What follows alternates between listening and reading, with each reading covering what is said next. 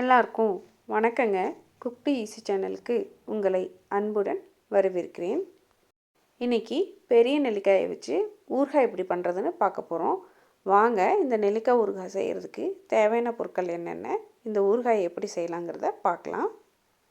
பெரிய நெல்லிக்காய் ஒரு 15 நெல்லிக்காய் எடுத்துக்கிட்டேங்க. அதை நல்லா கழுவி சுத்தம் பண்ணி இது மாதிரி சின்ன சின்ன பீஸாக போட்டு ஒரு கண்ணாடி பவுலில் எடுத்து வச்சுருக்கேங்க. இப்போ இந்த நெல்லிக்காயை நம்ம உப்பு போட்டு ஊற வைக்க போகிறோம். நெல்லிக்காயை நம்ம சின்ன பீஸாக தாங்க கட் பண்ணிக்கணும். அப்போ தான் இது உப்பில் ஊறி வர்றதுக்கு நமக்கு நல்லாயிருக்கும்.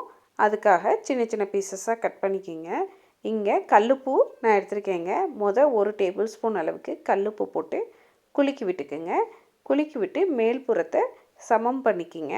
அப்புறமா இன்னொரு டேபிள் ஸ்பூன் கல்லுப்பு எடுத்து மேல்புறமாக போட்டுட்டு அப்படியே நம்ம மூடி போட்டு மூடிட போகிறோங்க. இது மாதிரி நம்ம மூடி போட்டு கிட்டத்தட்ட 2 நாள் ஊற விட போகிறோம்.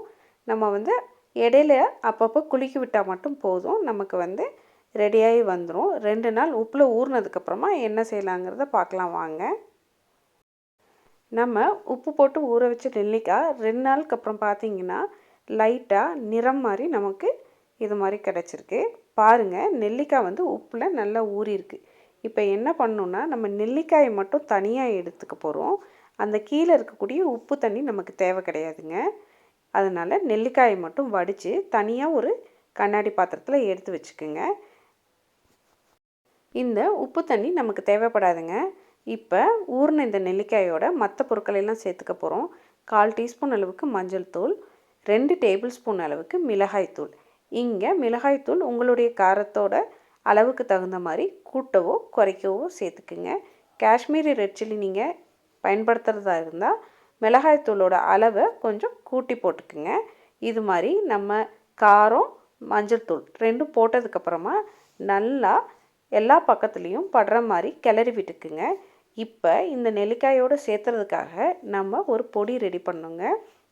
இது ஊறிக்கிட்டு இருக்க இந்த சமயத்தில் நம்ம அந்த பொடி எப்படி பண்ணுறதுன்னு பார்த்துடலாம் வாங்க. பொடி ரெடி பண்ணுறதுக்காக அடுப்பில் ஒரு கடாயை வச்சுங்க. 1/2 டீஸ்பூன் அளவுக்கு வெந்தயம் எடுத்துக்குங்க. 1 டீஸ்பூன் அளவுக்கு கடுகு எடுத்துக்குங்க. இது ரெண்டையும் நல்லா இப்போ செவக்க வறுத்து எடுத்துக்க போகிறோம். நீங்கள் அடுப்புலேயே வச்சு பண்ணிங்கன்னா உங்களுக்கு அது கரிஞ்சிறதுக்கான வாய்ப்பு இருக்குது. அதனால் சூட்டை மிதமான தணலில் வச்சுக்கிட்டு நீங்கள் வறுத்து எடுத்துக்குங்க. இது மாதிரி வறுத்து எடுத்ததுக்கு அப்புறமா இதை நம்ம பொடிச்சு எடுத்துக்க போகிறோம். பாருங்கள், நல்லா வெந்தயம் செவக்க வறுபட்டுருச்சு, கடுகும் பொரிஞ்சு வந்துருச்சு. இது இப்போ கம்ப்ளீட்டாக ஆறுனதுக்கப்புறமா இதை பொடிச்சு பொடியாக எடுத்துக்கலாம். நம்மளுடைய கடுகு பொடி இப்போ ரெடி ஆயிடுச்சுங்க. கடுகு பொடியை நம்ம ஊறுகாயில் சேர்த்துறதுக்கு முன்னாடி ஒரு முறை கலந்து விட்டுக்குங்க. கலந்து விட்டுட்டு நம்ம பொடிச்சு எடுத்து வச்சுருக்கக்கூடிய கடுகு பொடியும் இந்த நெல்லிக்காயோடு சேர்த்துக்குங்க.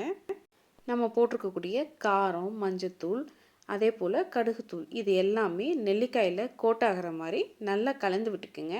இந்த ஸ்டேஜில் உங்களுக்கு உப்பு காரம் சரி பார்த்து தேவைப்பட்டால் நீங்கள் போட்டுக்கலாங்க. இப்போ நமக்கு தேவையான நெல்லிக்காய் சூப்பராக மசாலாவோட கோட்டாகி ரெடியாக இருக்குது. இதை எப்படி தாளிக்கலான்னு பார்க்கலாம் வாங்க. அதுக்காக நான் அடுப்பில் ஒரு கிண்ணி வச்சுங்க. நல்லெண்ணெய் 125 ml எடுத்திருக்கேன். இங்கே உங்களுக்கு தேவைப்பட்டால் எண்ணெயோட அளவு கூட்டவோ குறைக்கவோ செஞ்சுக்கலாம். எண்ணெய் காஞ்சதுக்கப்புறமா 1 டேபிள் ஸ்பூன் அளவுக்கு கடுகு சேர்த்துக்குங்க. கடுகு நல்லா பொரிஞ்சு வர வரைக்கும் வெயிட் பண்ணுங்கள். கடுகு பொரிஞ்சதுக்கப்புறமா 1/2 டீஸ்பூன் அளவுக்கு நான் பெருங்காயம் சேர்த்துக்கிறேங்க. உங்களுக்கு பெருங்காயம் ஸ்மெல் பிடிக்காதுன்னா 1/4 டீஸ்பூன் அளவுக்கு பெருங்காயம் சேர்த்துக்குங்க. அது கூடவே 6-7 பூண்டு பல்லை சின்ன சின்னதாக நறுக்கி வச்சுருக்கேன். அதையும் எண்ணெயில் போட்டுட்டுங்க அடுப்பை ஆஃப் பண்ணிடுங்க. அவ்வளோதான். இப்போ இந்த எண்ணெய் ஓரளவுக்கு ஆறணும். மிதமான சூடு வர்ற வரைக்கும் இந்த எண்ணெயை அப்படியே தனியாக ஓரமாக வச்சுருங்க. மிதமான சூடு வந்ததுக்கப்புறமா தான் நம்ம செஞ்சு ரெடியாக வச்சுருக்கக்கூடிய நெல்லிக்காய் கலவையை இதில் சேர்த்துக்க போகிறோம். ஊறுகாய் செய்கிறதுக்கு நம்ம நல்லெண்ணெயை பயன்படுத்தியிருக்கோம். நல்லெண்ணெய் பொங்கி வரக்கூடிய தன்மையுடையதுங்க.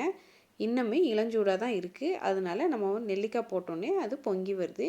இது மாதிரி நம்ம எடுத்து வச்சுருக்கக்கூடிய எல்லா நெல்லிக்காய் கலவையும் இந்த எண்ணெயில் போட்டு கலந்து விட்டுக்குங்க. நம்மளுடைய இந்த நெல்லிக்காய் ஊறுகாய் ஆறுறதுக்கு ஒரு 1 மணி நேரம் போல் ஆகுங்க. 1 மணி நேரத்துக்கு அப்புறம் பார்த்தோம்னா இந்த நுரையெல்லாம் அடங்கி நல்லா தெளிவாக இருக்கும்.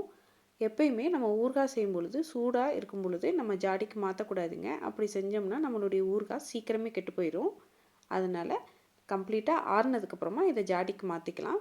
1 மணி நேரத்துக்கு அப்புறம் எப்படி இருக்குதுன்னு பார்க்கலாம் வாங்க. 1 மணி நேரத்துக்கு அப்புறமா பார்த்தீங்கன்னா பாருங்கள், நுரையெல்லாம் அடங்கி நல்லா தெளிவாயிருச்சு. அவ்வளோதான். நீங்கள் ஜாடிக்கு மாற்றுறதுக்கு முன்னாடி நல்லா ஒரு முறை கலந்து விட்டுக்குங்க. இது மாதிரி கலந்து விட்டதுக்கப்புறமா நம்ம இந்த ஊறுகாயை ஜாடிக்கு மாற்றிக்கலாம். நம்ம எடுத்துக்கக்கூடிய ஜாடியை நல்லா கழுவிங்க, வெயிலில் காய வச்சு ஈரப்பதமே இல்லாத மாதிரி பார்த்துக்கணும். அப்போ தான் நம்ம ஸ்டோர் பண்ணக்கூடிய அந்த ஊறுகாய் நமக்கு ரொம்ப நாட்களுக்கு கிடைக்கும். எப்போவுமே நம்ம ஊறுகாயை ஜாடியில் ஸ்டோர் பண்ணும்போது ஊறுகாய்க்கு மேலே ஒரு லேயருக்கு எண்ணெய் இருக்கணுங்க.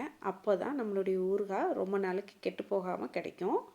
நெல்லிக்காய் வச்சு ஊறுகாய் மட்டும் இல்லைங்க, விதவிதமாக நம்ம பச்சடி, சட்னி இது மாதிரி நிறைய செய்யலாங்க. உங்களுக்கு வரக்கூடிய வீடியோஸில் என்னால் முடிஞ்ச அளவுக்கு இந்த ரெசிபீஸை உங்கள் கூட ஷேர் பண்ணிக்கிறேன். இந்த நெல்லிக்காய் ஊறுகாய் ரெசிபி ரொம்ப சிம்பிளான ரெசிபிங்க. நெல்லிக்காயை வச்சு ஊறுகாய் பல விதமாக செய்யலாங்க. நீங்களும் இந்த நெல்லிக்காய் ஊறுகாய் ரெசிபியை வீட்டில் ஒரு முறை ட்ரை பண்ணி பாருங்கள், சுவைத்து பாருங்கள். கண்டிப்பாக உங்களுக்கு சுவை பிடிக்குங்க. உங்களுக்கு இந்த நெல்லிக்காய் ஊறுகாய் ரெசிபி பிடித்திருந்தால் குக் டு ஈஸி சேனலை லைக் பண்ணுங்கள், ஷேர் பண்ணுங்கள், கமெண்ட் பண்ணுங்கள். மறக்காமல் குக் டு ஈஸி சேனலை சப்ஸ்கிரைப் பண்ணிக்கோங்க. வணக்கங்க.